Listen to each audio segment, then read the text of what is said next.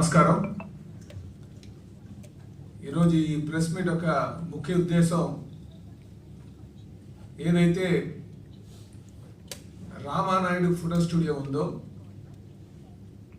దానిపైన cinema studio, ఎందుకంటే అక్కడ సినిమా ఆటోగ్రఫీ డెవలప్ చేయాలి, సినీ ఇండస్ట్రీ డెవలప్ చేయాలి, ఆ ప్రాంతంలో ఆ విధంగా కళాకారులకు టెక్నీషియన్స్కి అందరికి ఉపాధి కల్పించాలని ఉద్దేశంతో ఆ రోజు రామానాయుడు ఫోటో స్టూడియోకి స్థలం కేటాయించడం జరిగింది. అందుకే మేము మొదటి నుంచి కూడా చెప్తున్నాం, వైసీపీ ప్రభుత్వం ఇంటికి వెళ్తే తప్ప ఈ రాష్ట్రంలో అభివృద్ధి సాధ్యపడదు.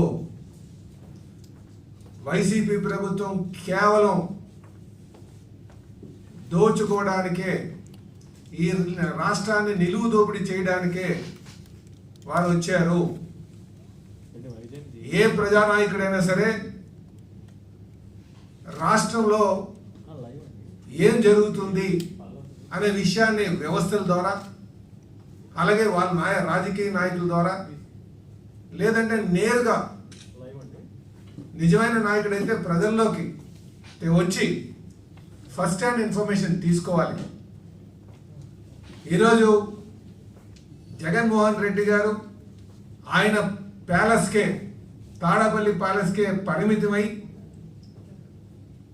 రాష్ట్ర పాలన గాలికి విడిచిపెట్టి కేవలం మేమేమో సంక్షేమం చేస్తున్నాం, అది సరిపోతుంది, ప్రజలకి అప్పులతో పనేం లేదు, ప్రజల్ని మళ్ళీ ఈ కోడికత్తి డ్రామాలతో మభ్య పెట్టొచ్చు అనే ఆలోచనతో ఉన్నారు.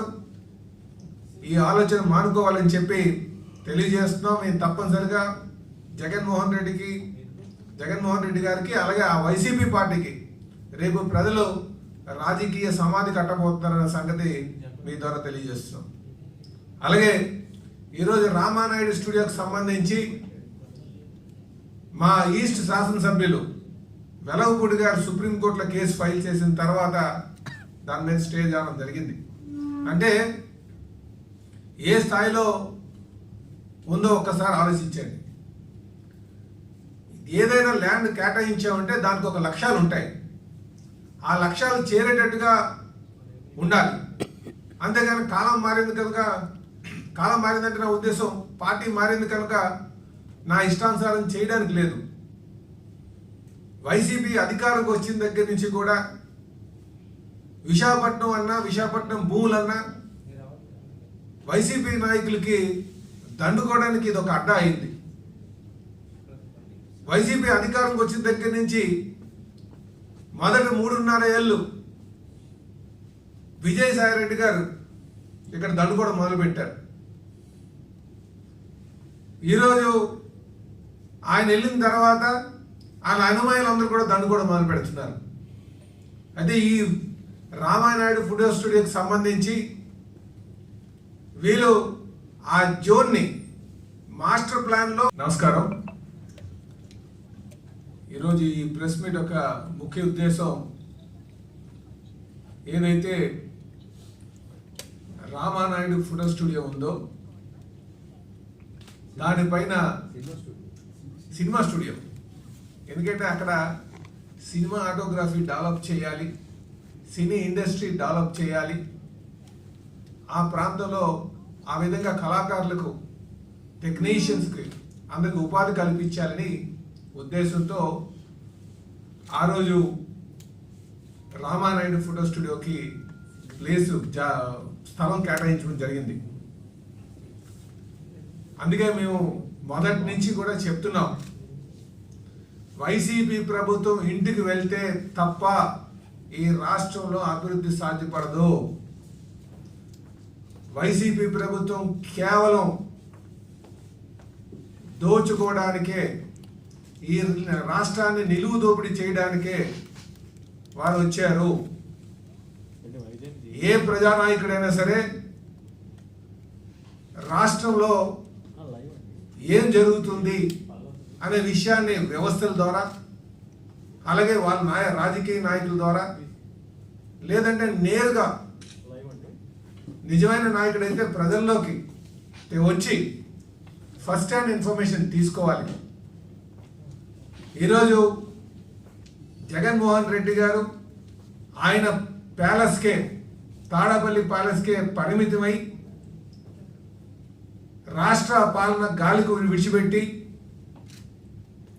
కేవలం మేమేమో సంక్షేమం చేస్తున్నాం, అది సరిపోతుంది, ప్రజలకి అప్పులతో పనేం లేదు, ప్రజల్ని మళ్ళీ ఈ కోడికత్తి డ్రామాలతో మభ్య పెట్టొచ్చు అనే ఆలోచనతో ఉన్నారు.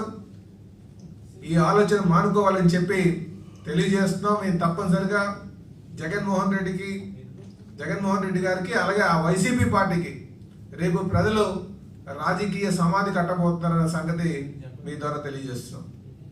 అలాగే ఈరోజు రామానాయుడు స్టూడియోకి సంబంధించి మా ఈస్ట్ శాసనసభ్యులు వెలగపూడి గారు సుప్రీంకోర్టులో కేసు ఫైల్ చేసిన తర్వాత దాని మీద స్టే చేయడం జరిగింది. అంటే ఏ స్థాయిలో ఉందో ఒక్కసారి ఆలోచించండి.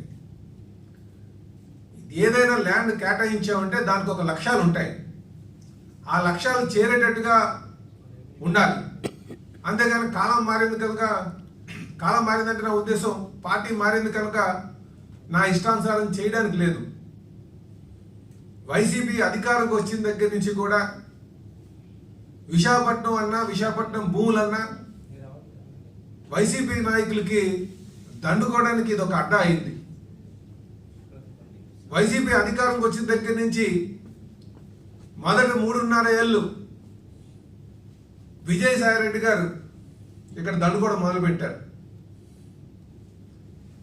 ఈరోజు ఆయన వెళ్ళిన తర్వాత ఆయన అనుమానులందరూ కూడా దండుకోవడం మొదలు పెడుతున్నారు. అయితే ఈ రామానాయుడు ఫోటో స్టూడియోకి సంబంధించి వీళ్ళు ఆ జోన్ని మాస్టర్ ప్లాన్లో